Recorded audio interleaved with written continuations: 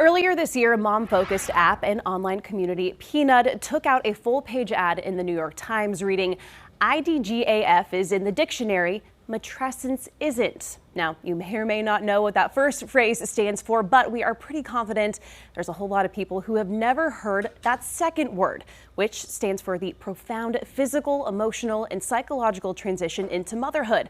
And that includes some very real and very permanent changes in brain structure.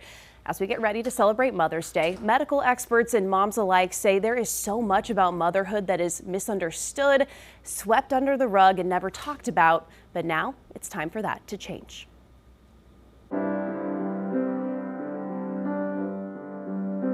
When Megan Love sits at a piano, she's reminded of her family. I feel like the piano is the most nostalgic. These days, she spends a little less time at these keys and more at these. How I wonder what you are. Megan is a mom of two. There's Miles and Araya.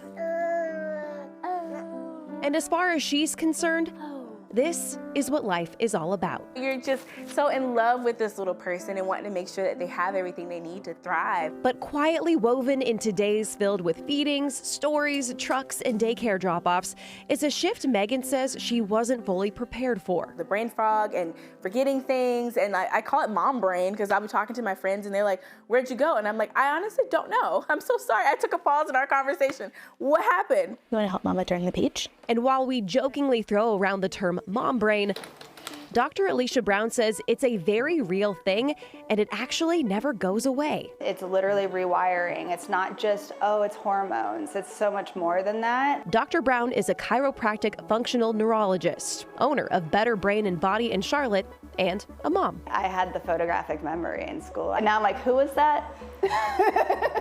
You know, putting a face to a name is more difficult for me than it ever has been. As she explains, mom brain is actually the body's way of reprioritizing. Recent studies have shown during pregnancy, the brain as a whole actually shrinks in size.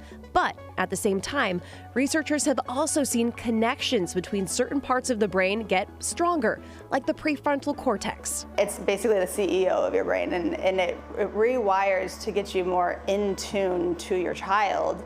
But what that does in the long run is it gets you less in tuned to other things like work. This physical rewiring is just one aspect of matrescence, a phrase coined by medical anthropologist Dana Raphael in the 1970s that never really took off, but is now getting some renewed attention. It's basically the transition of womanhood, or who we are as a woman, to motherhood, right? Just like adolescence is childhood to kind of the beginning of adulthood. Nicole Bentavenia is a nurse practitioner at Signature Wellness in Charlotte, who spent most of her career in OBGYN care before transitioning into treating hormonal issues. You go through these huge spikes in hormone levels, especially estrogen, while you're pregnant, and then the minute the baby comes out, it plummets down to practically non-detectable levels. Psychiatrists have called the postpartum period a push and pull. On the one hand, you have the feel-good hormone oxytocin pulling in your focus to take care of your baby.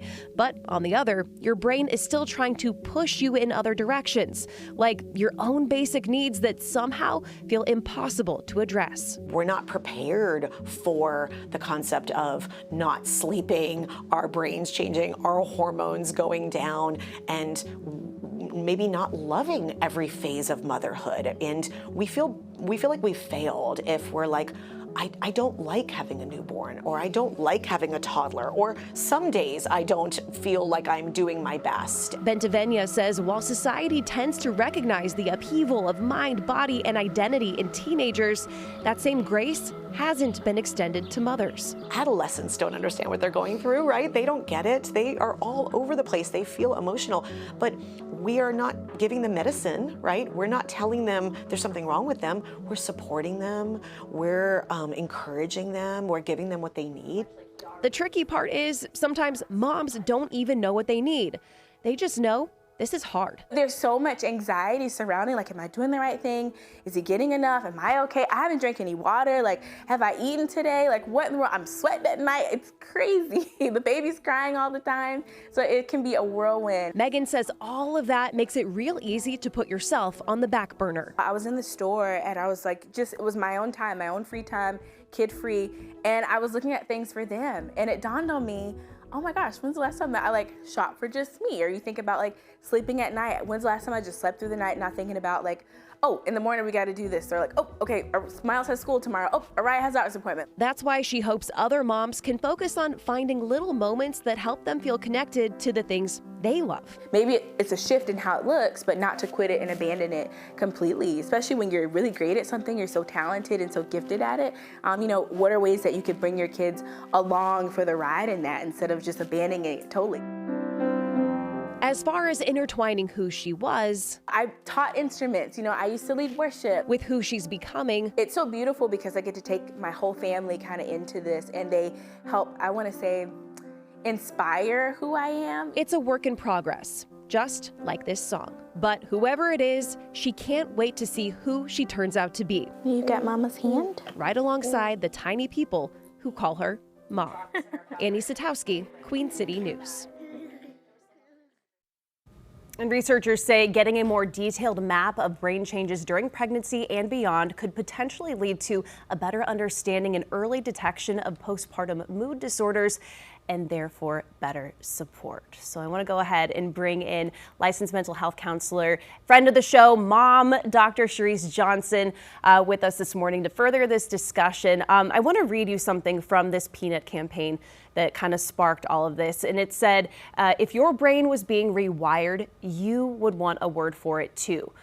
Talk about the power and the validation of literally just having a word for something that a lot of women go through, whether they recognize it or not. Yeah, one of the most powerful opportunities for understanding is when we feel confused about something and then we get a word for it and we go, yes, this is me, this is a real thing, it's not in my head. Identifying an emotion or an experience and having a name for it gives us validation and reassurance, and it also helps lead us to, now what? What do I do now? Exactly. So let's talk about this big identity shift that mothers go through. We're told it's going to happen, but there's a big, real struggle with, okay, who am I now? Yeah, it's a huge identity shift, and I think it can be really challenging to sometimes recognize when it's happening, why it's happening. There can be a lot of guilt and shame around it, but the moment that you conceive and you start growing a child and you birth that child, things are changing not only in your body, but they are changing in your brain and in your hormones, and they don't all go back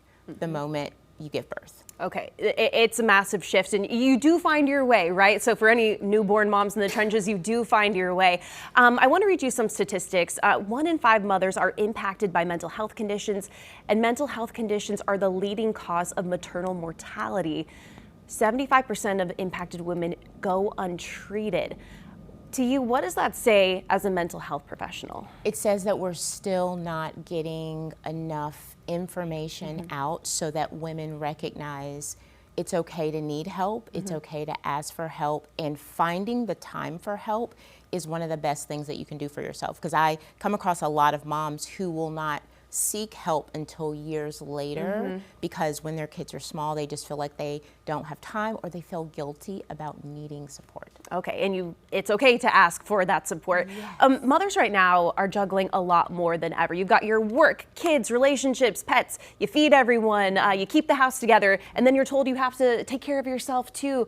But that load can be really heavy. It's extremely heavy and often unrealistic that we are going to kind of have everything all together, look all together, put all together. Then you add the influences of things like social media, mom influencers, who sometimes unintentionally create a dynamic that makes you feel like I'm not doing well, I should be doing better. And each mom needs to really assess, who am I and the context of my life, what pace is appropriate for me versus someone else, because we don't always know the full story. Comparison is the thief of joy. And really quickly, where do we draw the line between normal shifts of matrescence, right, that is a natural and normal process, between some serious mental health conditions? Yes, I really feel like you don't want to draw the line yourself if you're unsure. So I would rather you work and go, I need to find a professional and ask questions. But if you're noticing you're not functioning well, you are feeling like you're kind of dissociated, not present in your life, or if you're in a situation where you know the thoughts that you're continuing to have about yourself and those you love feel very negative, I don't feel like I can keep up, maybe I shouldn't be a mom, this is too much for me, you really want to pay attention, because those are significant warning signs. Absolutely, and always reach out for help. There are so many resources out there. Dr. Sharice Johnson, thank you so much for joining us, and happy Mother's Day. Happy Mother's Day. Jason. Queen City News Plus. Just search Queen City News on your smart TV's app store.